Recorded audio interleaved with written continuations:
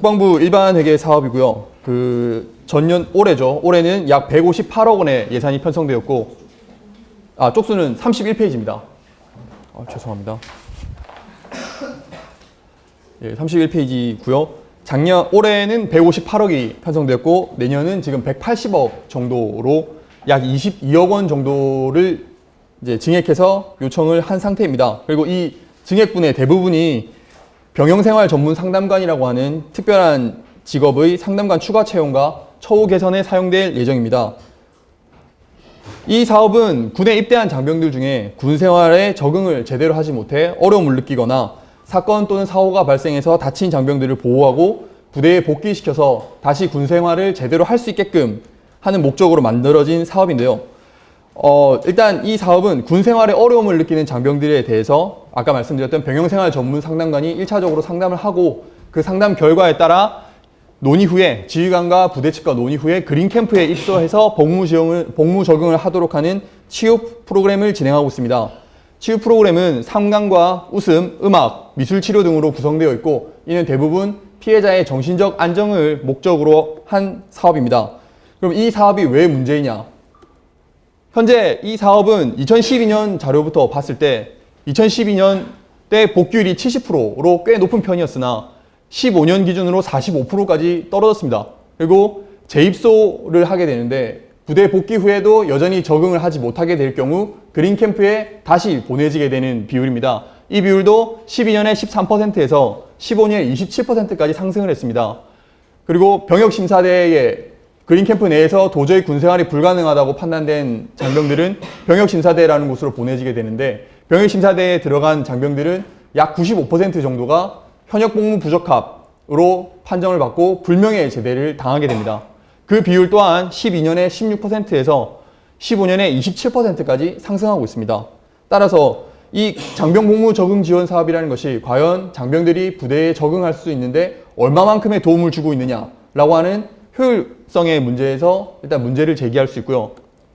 두 번째로 제가 이 부분이 가장 심각하다고 생각을 하고 있는데 이 병영생활 전문 상담관이라고 하는 직책의 굉장히 특수한 위치에 대해서 설명을 드리겠습니다.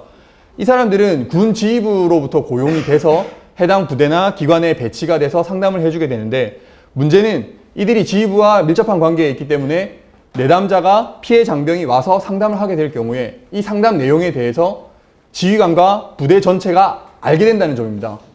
이게 얼마나 큰 비극이 있었냐면 작년에 공군 1비행단에서 실제로 발생했던 사건인데 구타 및 가혹행위를 당했던 장병에 대한 재판이 열렸습니다.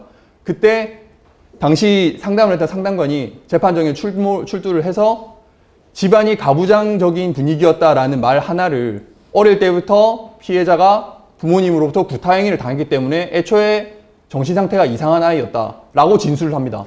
당시 진술에서는 피해자 가족분들과 관계 언론사 같은 분들 다 퇴장시키고 저희가 차후에 재판 기록을 확인했을 때 그런 말을 했던 게 증명이 되었습니다. 따라서 병영생활 전문 상담관이 어떠한 상담 내용을 듣던지 간에 그 내용을 조작하거나 은폐시키거나 해서 군 내에 절대적으로 유리한 형태로 재판정에 나가고 있다는 점입니다.